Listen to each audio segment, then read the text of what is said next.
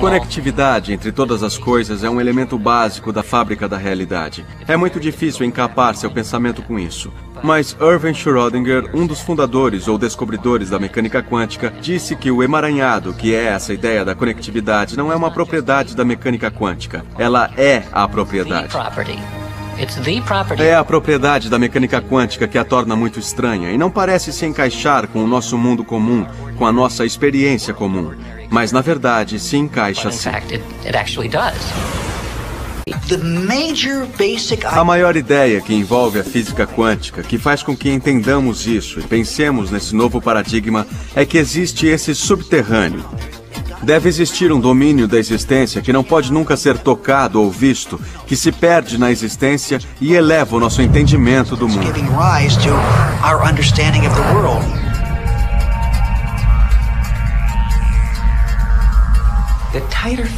A física tradicional tem tentado se agarrar à realidade física para entender do que ela é feita realmente.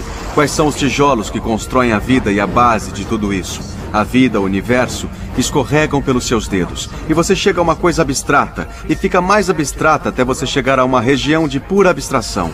Isso é o campo unificado. É puro potencial abstrato, pura existência abstrata, pura abstração pessoal ciente da consciência, que nos leva em ondas de vibração, que nos leva às partículas, às pessoas, tudo que vemos nesse vasto universo.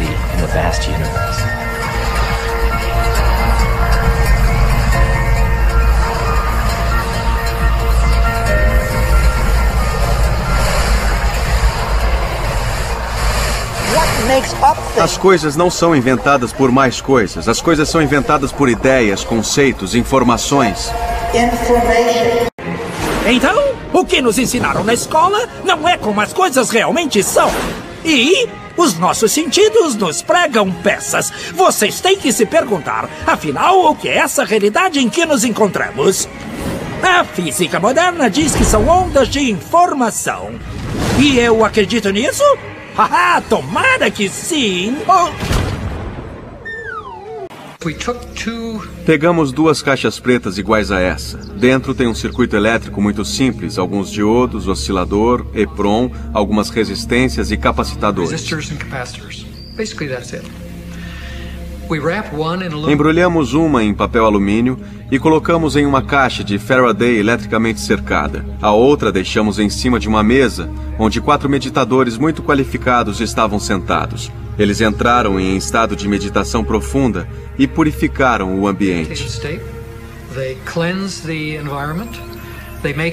Criaram um espaço sagrado, limpando a mente e as intenções. Aí, um dos 4 falou a intenção específica para esse projeto. A intenção era influenciar um alvo em particular na experiência. Poderia ser aumentar o pH da água purificada para uma unidade de pH completa, ou diminuir o pH para uma unidade de pH.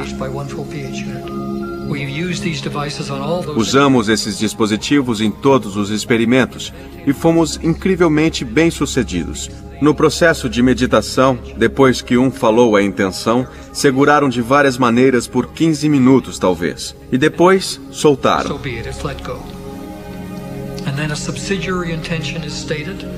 Uma segunda intenção foi colocada: gravar aquela marca no dispositivo. Pegamos um dos dispositivos que estava embrulhado em alumínio, colocamos numa caixa de Sedex, mandamos para um laboratório em Minnesota a 32.200 quilômetros. Lá ele foi para sua caixa de Faraday cercada eletricamente. No dia seguinte fizemos o mesmo com o controle. O experimento estava acontecendo. Alguém tira o dispositivo, coloca do lado do experimento a uns 15 centímetros de distância e liga por um tempo. É isso.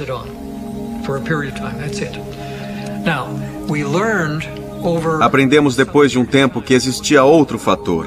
Descobrimos que o uso desses dispositivos eletrônicos gravados intencionalmente, o uso contínuo deles, de algum jeito, condicionou o espaço para algum nível mais alto de simetria. E começamos a ter um novo fenômeno, que é o dispositivo funcionar, que é o pH, que estava normal, começar a aumentar para uma unidade de pH completa, se essa fosse a intenção. Ou começar a baixar. Se tiver uma unidade de pH ou mais, está morto. É assim para um humano. Geradores de eventos ao acaso jogam a moeda eletronicamente. Um tipo de experiência com gerador de evento ao acaso que foi feita centenas de vezes no passado, há umas 4 décadas mais ou menos, foi que o gerador só produz sequências de bits ao acaso, zeros e uns, como jogar uma moeda. E se pedisse para alguém apertar um botão, produziria 200 bits. E você diria, tente fazê-la produzir mais bits 1 do que bits 0. E pegando a literatura de todos os experimentos que foram feitos, você pode se fazer uma pergunta. Fez diferença as pessoas tentarem fazer sair 1 ao invés de zeros? E a resposta é sim, fez diferença. De algum jeito, a intenção está relacionada com a operação de produzir esses números ao acaso. Se você deseja ter mais números 1, de algum modo, o gerador produz mais números 1. Nossa exposição do metrô veio do Japão, do Sr. Masuro Ezumoto. O Sr. Emoto ficou muito interessado na estrutura molecular da água e o que a afeta. A água é o mais receptivo dos 4 elementos. O Sr. Emoto pensou que talvez ela pudesse responder a eventos não físicos. Então ele fez uma série de estudos, aplicou estímulo mental e fotografou com um microscópio. Para cada amostra de água, colocamos mais ou menos 5 centímetros cúbicos em 50 recipientes in vitro. Pegamos essas amostras e congelamos a menos 25 graus Celsius por umas 3 horas. Colocamos as amostras congeladas em um refrigerador com menos 5 graus Celsius, onde está o microscópio com a câmera. Tiramos fotografias de cada uma das 50 gotas de água individualmente. Primeiro fotografamos a água em que não colocamos nenhuma informação.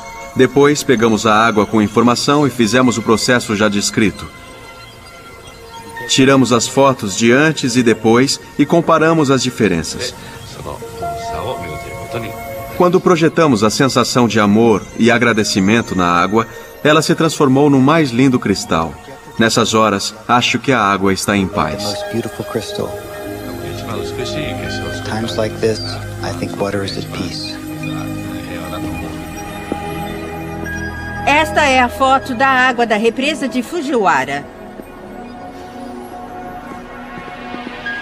E esta foto é da mesma água depois de receber uma bênção de um monge do Zen budismo.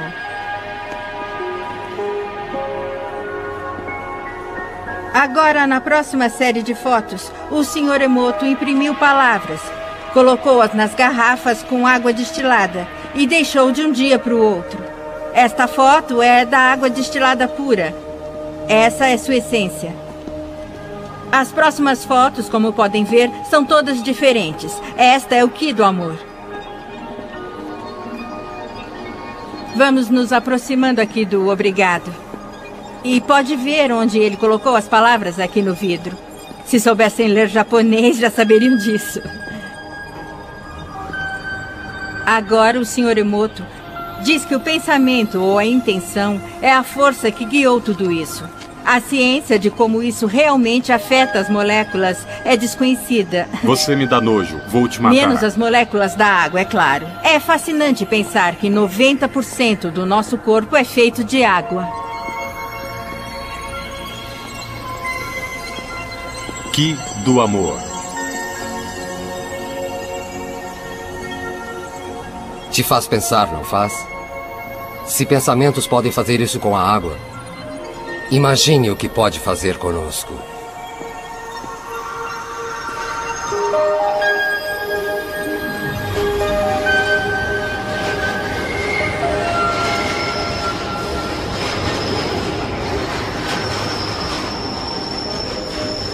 Por que eu não consigo alcançar as coisas? Por falta de concentração. Perde-se a concentração a cada 6 ou 10 segundos por minuto. Quando alguém quer se concentrar de verdade, quer a limpeza da mente. É por isso que os velhos professores esotéricos ensinam as pessoas a se concentrar numa chama de fósforo, na verdade. Você aprende a trazer a atenção para um canal muito afiado. e a densidade de energia fica maior. A mente é estruturada em camadas, assim como o universo, do superficial ao profundo. Se usarmos a mente em um nível muito superficial do pensamento comum, temos um poder limitado.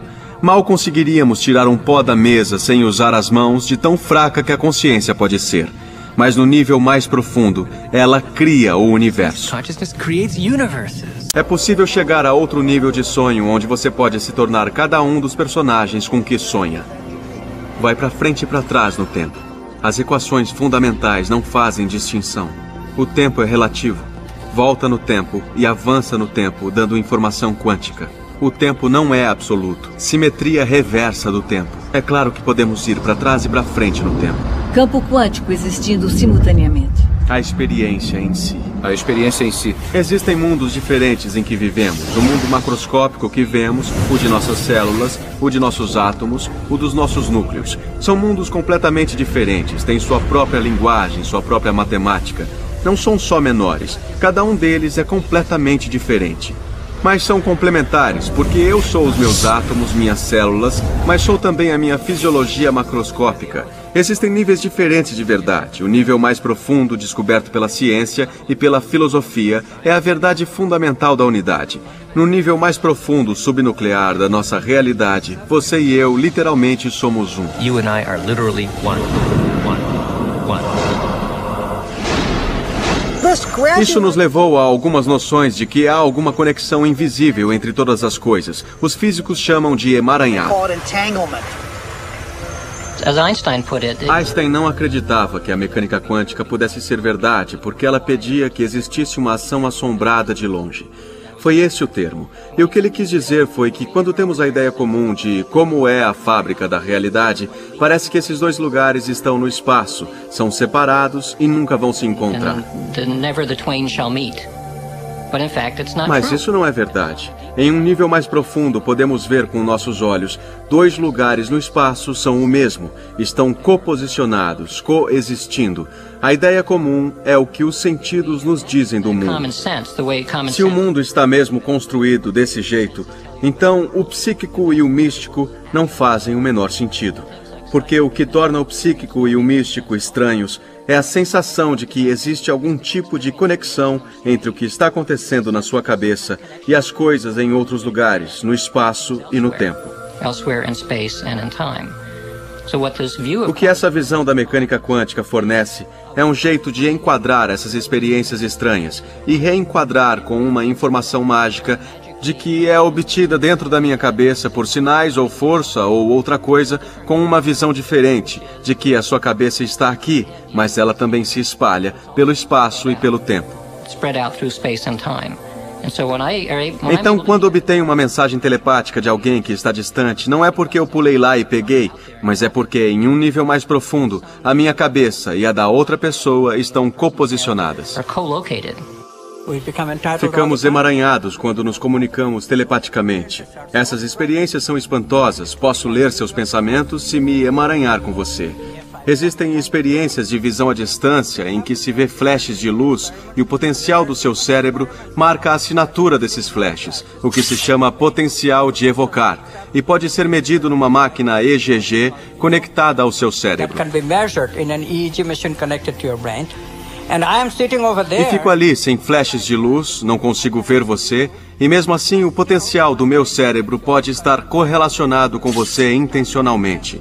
A minha intenção é me comunicar diretamente com as suas experiências. Essa intenção me dá a capacidade de ter simultaneamente um potencial cerebral parecido no meu cérebro. Se continuarmos com a física quântica, a pessoa comum poderá entender que a nossa observação tem um efeito direto em nosso mundo. Se as coisas ficarem simples, as pessoas podem entender o negócio, podem praticar a habilidade da observação. O mundo subatômico responde à nossa observação, mas uma pessoa perde a atenção a cada 6 ou 10 segundos por minuto. Isso não é muito espaço para se prestar atenção. Como o grande pode responder para quem não tem a habilidade de focar e se concentrar?